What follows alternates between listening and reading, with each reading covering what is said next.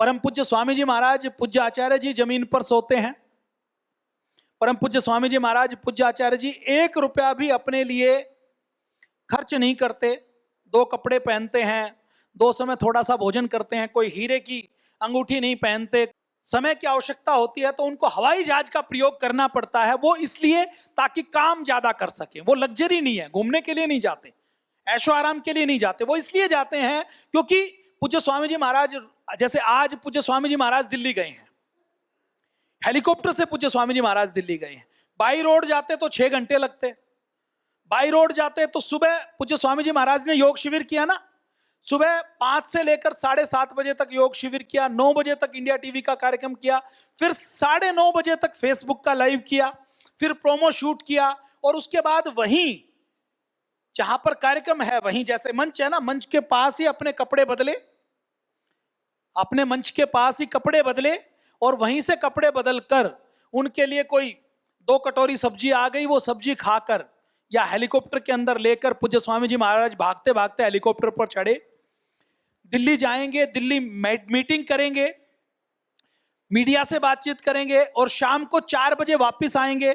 4 बजे वापस आकर जो योगग्राम के अंदर 2000 लोग आए हुए हैं, उन 2000 लोगों से एक एक से पूज्य स्वामी जी महाराज व्यक्तिगत मिलने वाले हैं। उसके बाद कल सुबह फिर योगग्राम में कार्यक्रम करेंगे। कल सुबह योगग्राम में कार्यक्रम करने के बाद यहां पर आएंगे, यहां पर आने के बाद और दिन भर पूरे कार्यक्रम करेंगे, और दिन भर कार्यक्रम करने के बाद परसों फिर पूज्य स्वामी जी महाराज यहां पर आपको योग शिविर यहां पर लेंगे। योग शिविर लेने के बाद आचार्य कुलम का कार्यक्रम होगा विश्वविद्यालय में, वहां आचार्य कुलम का वार्षिकोत्सव है, वो 5 घंटे चलेगा, वहां पर पूज्य स्वामी जी महाराज बैठेंगे, और वो आचार्य कुलम के कार्यक्रम का समापन होने के बाद पूज्य स्वामी जी महाराज फिर परसों हेलीकॉप्टर लेकर दिल्ली जाएंगे, मीटिंग करेंगे और शाम तक वापस आएंगे। अब अगर बाई रोड जाना हो तो इतने काम किए जा सकते हैं क्या? अच्छा, ये काम पूज्य स्वामी जी कर सकते हैं, कोई दूसरा व्यक्ति नहीं कर सकता। कि दिल्ली पूज्य स्वामी जी किसी और को भेजें तो वो काम वो दूसरा व्यक्ति नहीं कर सकता। तो ये जो हेलीकॉप्टर और हवाई जहाज का प्रयोग है, ये पूज्य स्वामी जी महाराज के साथ लग्जरी के लिए नहीं है। हम अगर बात करें तो हमें पूज्य स्वामी जी महाराज के साथ सैकड़ों बार हेलीकॉप्टर में, हवाई जहाज में जाने का समय मिला, लेकिन जितने दिन पूज्य स्वामी जी महाराज के साथ हम रहते हैं, ना तो समय पर पानी मिलता, ना लघुशंका के लिए टाइम मिलता, और ना ही खाना समय पर मिलता। तो अभी 20 वर्ष पूज्य स्वामी जी महाराज के साथ चलते हुए हो गए सक्रियता के साथ, तो 20 वर्ष के बाद हमें ऐसा लगता है कि हम थक गए हैं। पूज्य स्वामी जी के साथ चलना आसान नहीं है। तो ये पूज्य स्वामी जी महाराज जो करते हैं वो अद्भुत है, वो वही कर सकते हैं, दूसरा कोई व्यक्ति नहीं कर सकता। अभी कहीं पूज्य स्वामी जी महाराज के साथ जाना हो तो संगठन का काम हो तो हम लोग जाते हैं, हमारी जरूरत हो, नहीं तो हम अपने संगठन का काम देखते हैं। पूज्य स्वामी जी महाराज जाते हैं, और पूज्य स्वामी जी महाराज के साथ चलना हर किसी के बस की बात नहीं है। उनकी स्पीड इतनी तेज है, उनकी गति इतनी तेज है कि उनके साथ सब लोग नहीं चल सकते। जैसे पूज्य स्वामी जी महाराज ने हमें काम पर लगाया हुआ है, ऐसे कई सौ व्यक्ति हैं, कई सौ, मैंने शब्द का प्रयोग किया, जिसको पूज्य स्वामी जी महाराज 1 दिन में, 2 दिन में, 3 दिन में, और जरूरत पड़े तो 1 दिन में कई बार उनको फोन पर मार्गदर्शन देते हैं, उनसे को काम में लगाकर रखते हैं। तो पूज्य स्वामी जी महाराज और पतंजलि जो अपने प्रॉफिट का प्रयोग करती है, वो किसके लिए करती है? वो गुरुकुल बनाने के लिए, स्वदेशी के विस्तार करने के लिए, योग आयुर्वेद पर रिसर्च करने के लिए पतंजलि अपने प्रॉफिट का प्रयोग करती है। पतंजलि के प्रॉफिट का प्रयोग कोई भी व्यक्ति अपने व्यक्तिगत प्रयोग के लिए नहीं करता।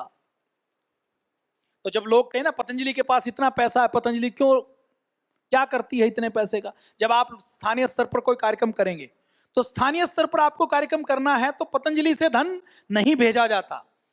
जब आवश्यकता होती है तो पतंजलि से जैकेट और सामग्री दी जाती है, फैसिलिटेट किया जाता है, लेकिन स्वावलंबी बनाया जाता है। हम अगर यहां से, जैसे केंद्र सरकार भेजती है ना, फंड भेजती है, तो राज्यों में फंड जाता है तो जिला स्तर तक भेजते भेजते कितना पहुंचता है?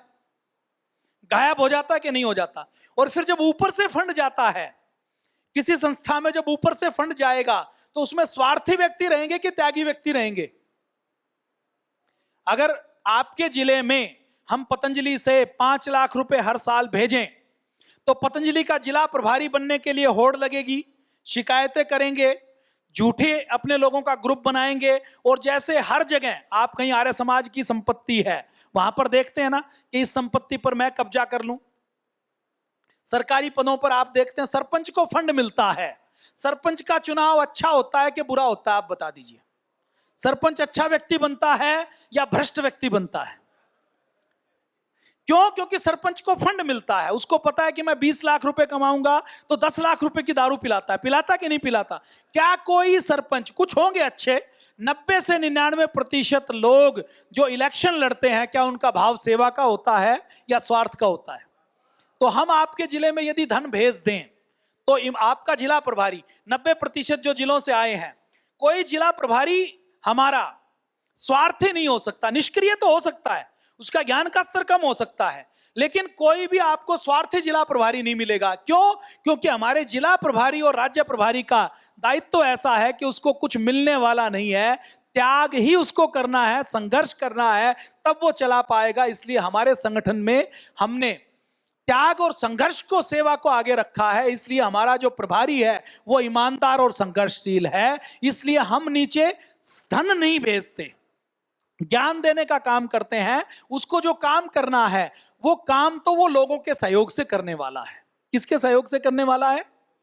लोगों के सहयोग से करना। इसलिए हरिद्वार से हम फंड नहीं भेजते। आपको कार्यक्रम करना है तो लोगों से फंड लीजिए।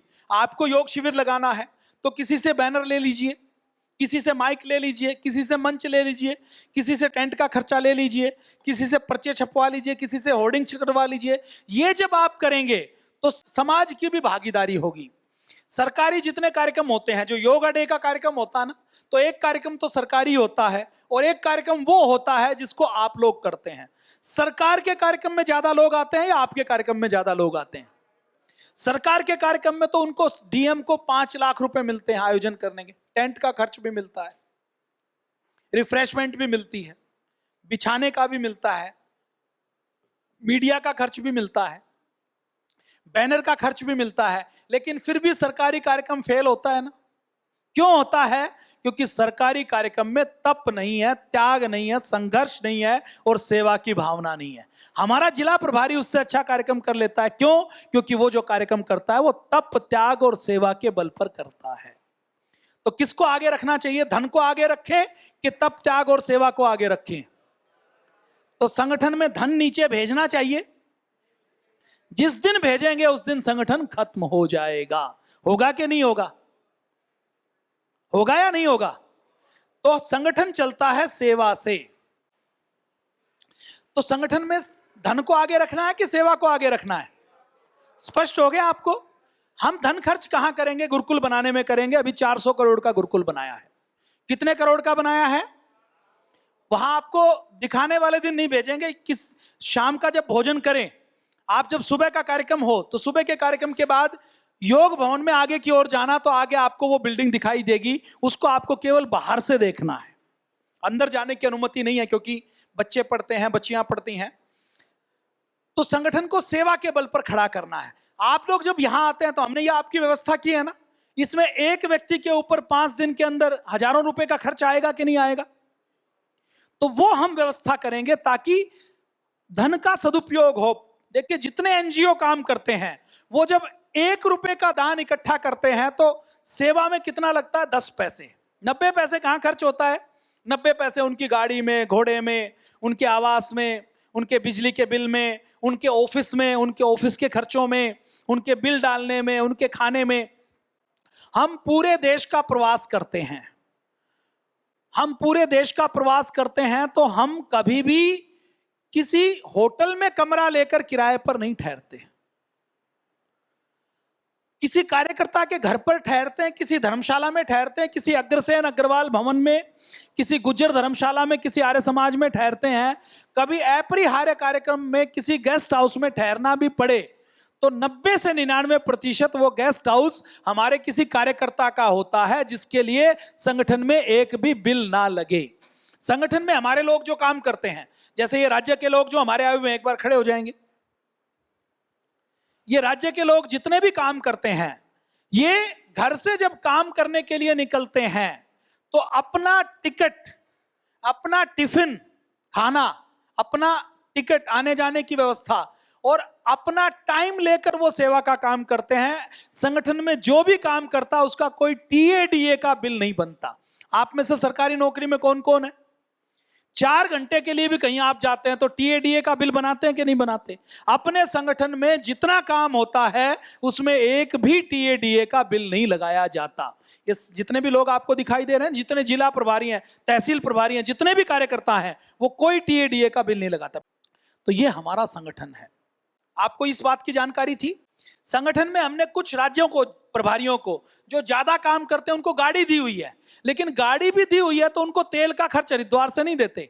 गाड़ी उनको दे दी गई, उनको गाड़ी में तेल डलवाना, उसकी मेंटेनेंस करना, गाड़ी की मरम्मत करवाना, ये सब काम वो लोगों से दान लेकर खुद करते हैं। उसकी व्यवस्था या तो जेब से खर्च करते हैं या खुद से उसकी व्यवस्था करते हैं। जिस दिन हम गाड़ी का खर्चा देना शुरू कर देंगे, हमारे संगठन के प्रभारी भी या तो निष्क्रिय हो जाएंगे या निकम्मे हो जाएंगे या ईमानदार व्यक्ति के खिलाफ पर्चे लिखकर आएंगे कि सुनील शास्त्री तो हमारे जिले में नहीं आया, सुनील शास्त्री ने इसका गलत काम कर दिया। उसके शिकायतें शुरू हो जाएंगी और स्वार्थी व्यक्ति प्रभारी बनेगा कि नहीं बनेगा? अपने संगठन में इलेक्शन नहीं होता, अपने संगठन में सिलेक्शन होता है। अपने संगठन में हम आपसे नहीं पूछेंगे कि आपका जिला प्रभारी कौन हो, वोट नहीं डलवाएंगे। वोट डलवाते ही ग्रुप बनना शुरू हो जाता, होता है कि नहीं होता? इलेक्शन करने से क्या सही व्यक्ति का चयन होता है? इलेक्शन है, ये जो हमारे समाज का सत्यानाश हुआ है इलेक्शन करने से हुआ है। पंचायती राज अधिनियम आया, शायद 1966 में आया था जितना मुझे ध्यान आ रहा है। पंचायती राज अधिनियम ने क्या तय किया कि अब पूरी देश के गांव के अंदर जो पंचायत में प्रधान होगा उसमें आरक्षण भी होगा और उसमें इलेक्शन होगा। गांव का हर व्यक्ति पहले अपना पंच तय करेगा, सरपंच तय करेगा, फिर वो उसके ऊपर के प्रधानों को तय करेंगे। पुराने समय में भारत में कैसी व्यवस्था होती थी? इलेक्शन की व्यवस्था नहीं होती थी, सिलेक्शन की व्यवस्था होती थी। गांव में प्रधान कौन होता था? आप में से किसी ने प्रेमचंद की पंच परमेश्वर कहानी पढ़ी है? पढ़ी है कि नहीं पढ़ी? नहीं पढ़ी तो पढ़ लेना कि गांव में पंच, सरपंच, प्रधान वही होता था जिसको समाज बनाता था, और समाज उसको बनाता था तो उसका चरित्र देखकर उसको बनाता था, उसका व्यक्तित्व देखकर उसका चयन करते थे। उसको कहते थे कि आप हमारे वरिष्ठ हैं, आप जो फैसला करेंगे वो हमारा मान्य होगा। और अधिकतर झगड़े उस प्रधान के चयन से, उस सरपंच के चयन से जो गांव समाज करता था, गांव समाज जिसको बड़ा मानता था, 90% मुकदमे वहीं की वहीं हो जाते थे। किसी वकील का धंधा नहीं चलता था, कोर्ट में मामला नहीं जाता था। आज कोर्ट में मामला जाता है तो जज को नहीं पता कि जो ये पक्ष वाला और विपक्ष वाला व्यक्ति, जो वादी और प्रतिवादी है, वो ठीक है या गलत है। वो केवल कागज देखता है और कागज वकील बना कर देता है, झूठे सबूत देते हैं। सरपंच को आपके गांव में कोई चोरी हुई, आपके मोहल्ले में, कल्पना करिए, गांव से कौन कौन है? मोहल्ले से तो सभी है ना। शहर में, जो शहर में भी रहते हैं वो अपने मोहल्ले से। आपके मोहल्ले में चोरी हुई, आपके मोहल्ले में छेड़छाड़ हुई, आपके मोहल्ले में कोई मारपीट हुई, आपके पास शिकायत आई, तो मोहल्ले को पता होता है ना गलती किसकी है। कोर्ट को नहीं पता होता। अगर मोहल्ला उसका निर्णय करे तो 10 मिनट के अंदर निर्णय हो सकता है ना, सही निर्णय हो सकता है। तो हमारी न्याय व्यवस्था कैसी थी? समाज द्वारा संचालित थी। अंग्रेजों को भारत के ऊपर कब्जा करना था तो अंग्रेजों ने अपनी न्याय व्यवस्था स्थापित की। उसका उद्देश्य था कि हमारा राज्य बरकरार रहे, हमारा शासन चलता रहे। तो पुराने समय में गांव में चोरी हुई, गांव में अपराध हुआ, गांव में हत्या हुई, गांव में बलात्कार हुआ, गांव में कोई झगड़ा हुआ, गांव में कोई मुकदमा हुआ, दोनों पक्ष सरपंच के पास जाते थे, आसपास के लोग आते थे, दोनों पक्ष अपनी बात रखते थे और बात रखते हुए उनके चरित्र को भी देखा जाता था कि इसका व्यक्तित्व, चरित्र, चाल चलन कैसा है, और उसके आधार पर गांव समाज 10 मिनट के अंदर निर्णय कर देता था। करता था कि नहीं करता था? और वो जो निर्णय करता था वो केवल निर्णय नहीं होता था, वो न्याय होता था। लेकिन आज जब से न्याय व्यवस्था आई है तब से सारी चीजें बदल गई हैं। तो चयन जो होता था पहले समाज करता था, आज जब से ये इलेक्शन ने करना शुरू किया है, गांव का सत्यानाश हो गया है कि नहीं हुआ? हुआ है कि नहीं हुआ? आपने कभी इस दृष्टि से कभी सोचा? इलेक्शन देखने में अच्छा लगता है। आपको भी कोई कहेगा कि कोई व्यक्ति को कुछ लोग क्यों बनाएं, हर व्यक्ति को वोट डालने का अधिकार हो, लेकिन हर व्यक्ति को वोट डालने का अधिकार हो तो वोट डालने वाला व्यक्ति कौन हो? वो केवल धरती के ऊपर है और जो खुद शराब पीने वाला है उसको वोट डालने का अधिकार होगा तो वो किसी शराबी का चयन करेगा या नहीं करेगा? तो इलेक्शन का गांव में जब पहले किसी को प्रधान बनाया जाता था तो उसका चयन गांव का चोर उचक्का शराबी व्यक्ति नहीं करता था, उसको पंचायत में बैठने का अधिकार नहीं होता था। गांव के जो अच्छे व्यक्ति हैं, सदाचारी व्यक्ति हैं, वो सदाचारी को चुनते थे। जिसको खुद अपने जीवन का निर्णय लेने की विचार का धारा का नहीं पता, विवेक नहीं है, वो व्यक्ति क्या अच्छे नेता को चुन सकता है? तो अपने यहां संगठन में इलेक्शन नहीं होता, सिलेक्शन होता है, मनोनयन होता है और इसीलिए हमारा संगठन चल रहा है। ये जो छोटी छोटी बातें हैं ना, ये मैं आपको इसलिए बता रहा हूं कि आपके एक विचारधारा तैयार हो जाए, आप हर चीज को देखें तो अलग दृष्टि के साथ देखें। ये जो 4 दिन का समय है ना, ये बहुत कम समय है। 3 दिन का जो समय है, इन 3 दिनों में बहुत अधिक नहीं सिखा सकते। आपका केवल विषयों से परिचय होगा, उसके बाद आपको परम पूज्य स्वामी जी महाराज को रोज सोशल मीडिया पर सुनना है। पूज्य स्वामी जी महाराज को रोज आप सुनेंगे, कई 100 घंटे सुनेंगे तो आपकी एक विचारधारा तैयार होगी। हमने अगर हम बात करें तो इन 20 वर्षों में परम पूज्य स्वामी जी महाराज को लगभग रोज 4 से लेकर 14 घंटे तक सुना है। 4 से लेकर 14 घंटे तक उनको सुना है। उनके साथ रहते हैं तो कुछ औपचारिक सुना है, कुछ अनौपचारिक जब वो बैठक करते हैं तो हम साइड में बैठे रहते हैं तो उनको सुना है। तो ये मैंने प्रसंग आपको इसलिए रखे जो डायरेक्ट संस्था के परिचय से संबंधित नहीं थे, लेकिन हमारी संगठन की विचारधारा से संबंधित थे। गुरुकुल तो एक बनाया हमने, अब एक गुरुकुल हमने बनाया, 20 साल में हम 4 गुरुकुल बना पाए। तो ऐसे तो अगर हम पूरे देश में गुरुकुल बनाएं तो हमें कई हजार साल लग जाएंगे। तो पूरे देश में गुरुकुल हम नहीं बना सकते। पूरे देश के विद्यालयों को ही गुरुकुल जैसा बना दिया जाए, पूरे देश की शिक्षा व्यवस्था को ही बदल दिया जाए। परम पूज्य स्वामी जी महाराज ने यह संकल्प 2009 में व्यवस्था परिवर्तन के समय लिया था। भारत स्वाभिमान राजनीतिक संगठन है या नहीं है? आपको स्पष्ट हो कि पतंजलि और भारत स्वाभिमान राजनीतिक संगठन नहीं है। और आप में से भी किसी की एमएलए एमपी बनने की इच्छा हो तो मैं आपको स्पष्ट कहता हूं कि आप गलत जगह आ गए हैं। आपका भी नुकसान होगा, आपका तो कम नुकसान होगा, हमारा ज्यादा नुकसान करके आप जाओगे। एक राजनीतिक व्यक्ति यदि जिले और तहसील में जुड़ता है तो वो बांटने का काम करता है।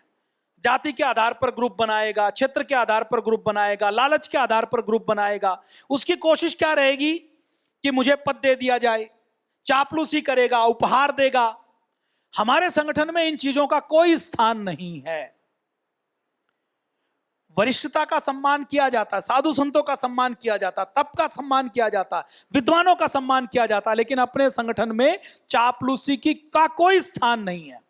अगर कोई कुछ पाने की अपेक्षा से आता है तो आप गलत स्थान पर आ गए हैं। आप तत्काल किसी राजनीतिक पार्टी में अपना समय देंगे तो वहां पर आपका भविष्य ज्यादा उज्जवल होगा और हमारे संगठन का भी कल्याण होगा। तो ऐसा राजनीतिक विचारधारा का कोई व्यक्ति जुड़ने की भी कोशिश करें तो उसको योग साधक के रूप में जोड़ें, उसको पदाधिकारी के रूप में नहीं जोड़ना। हमारा संगठन कोई प्लेटफॉर्म नहीं है राजनीति के लिए कि यहां से राजनीति में एंट्री होगी। हम ये कहते हैं कि हमारा संगठन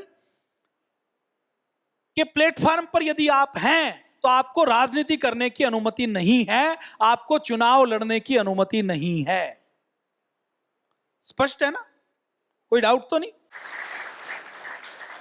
परम पूज्य स्वामी जी महाराज चाहते तो 2014 में अपने, और उन्होंने बहुत से लोगों को आशीर्वाद दिया भी, लेकिन हम राजनीति करने के लिए नहीं आए हैं, हमें समाज का निर्माण करना है।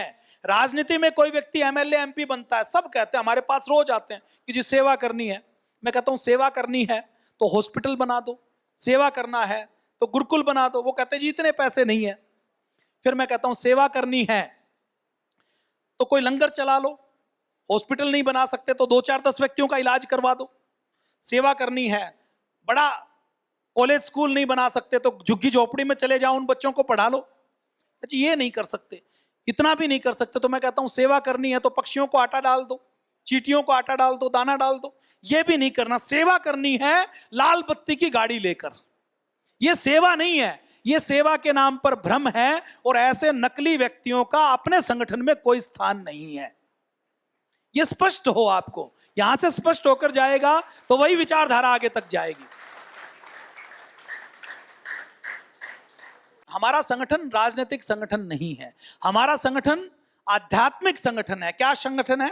आध्यात्मिक संगठन। लेकिन केवल आध्यात्मिक और धार्मिक संगठन भी नहीं है। जो आध्यात्मिक और केवल धार्मिक संगठन है, मैं उनका आलोचना की दृष्टि से नहीं कह रहा हूं, जो केवल भजन कीर्तन करवाते हैं वो सारे संगठन आप देख लीजिए अपने आसपास, वो सारे संगठन केवल कहेंगे कि नाम सुमिरन करो और केवल गुरु मंत्र का जाप करो। हमारा संगठन केवल ऐसा संगठन भी नहीं है। हम कहते हैं नाम सुमिरन करो, सेवा करो, प्रभु को भी याद करो, लेकिन कर्म करते हुए करो और कर्म करते हुए अखंड प्रचंड पुरुषार्थ करो। ऐसा हमारा संगठन है। तो हमारा संगठन आध्यात्मिक संगठन है, धार्मिक संगठन है, सामाजिक संगठन है, सांस्कृतिक संगठन है। हमारा संगठन ऐसा सामाजिक संगठन है जो केवल संगठन में धर्म की बात नहीं करता, धर्म के साथ साथ समाज कैसे बदले इसकी भी बात करता है। समाज का कल्याण कैसे हो, हमारे राष्ट्र का उत्थान कैसे हो, इसकी बात करने वाला संगठन है।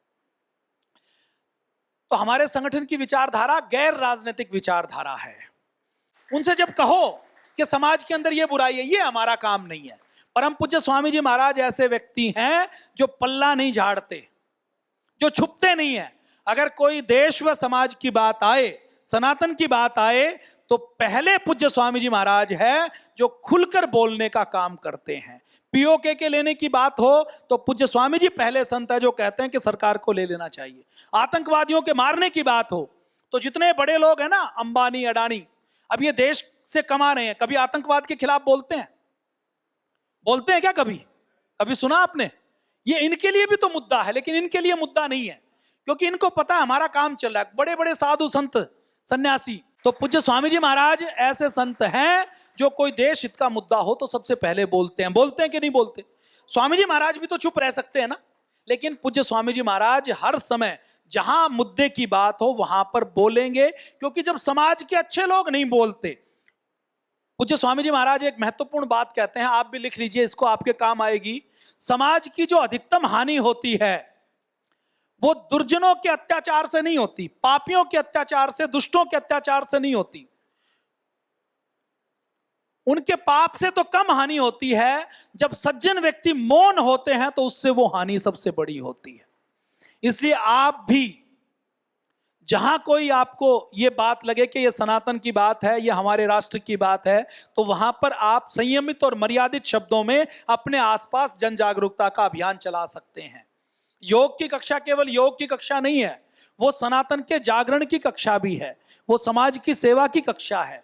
पतंजलि योगपीठ एक ऐसी संस्था है जिसमें किसी भी जाति, वर्ग, मत, पंथ के आधार पर किसी से भेदभाव नहीं किया जा सकता। कोई मुसलमान भी यहां आएगा और गायत्री मंत्र का जाप करेगा, हम कहेंगे तुम भी आओ, तुम भी योग करो, क्योंकि तुम्हारे पूर्वज भी वही थे जो हमारे पूर्वज हैं। तुम कोई अरब से आए हुए मुसलमान नहीं है। अगर वो अपनी विचारधारा बदलने के लिए तैयार है तो उसका भी स्वागत है। और लाखों मुसलमानों को भी योग करवाया है, उनके जीवन के अंदर भी परिवर्तन लाने का काम पतंजलि योगपीठ ने किया है। तो ये हमारी विचारधारा। तो समाज का नुकसान दुष्टों की दुष्टता से कम, सज्जन व्यक्तियों की उदासीनता से या मौन से ज्यादा होता है। ये पंक्ति आपको याद रखनी है।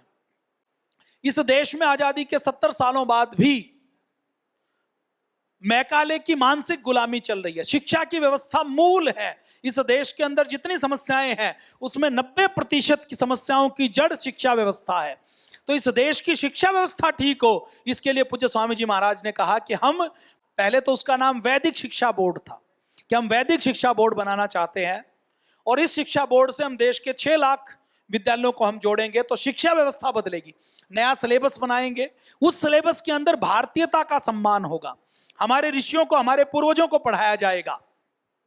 उस सिलेबस में भगत सिंह को आतंकवादी नहीं कहेंगे, उस सिलेबस में शिवाजी को पहाड़ी चूहा नहीं कहेंगे, उस सिलेबस में हम औरंगजेब को, बाबर को, अकबर को, शाहजहां को, हुमायूं को, जहांगीर को महान नहीं बताएंगे, बल्कि अपने रामकृष्ण को, महाराणा प्रताप को महान बताएंगे। तो पूज्य स्वामी जी महाराज ने कहा कि ऐसा हम बोर्ड बनाना चाहते हैं। तो उन्होंने कहा वैदिक बोर्ड बनाएंगे तो कल को कोई कहेगा इस्लामिक बोर्ड भी बनाओ, तो इसका नाम रखा गया भारतीय शिक्षा बोर्ड।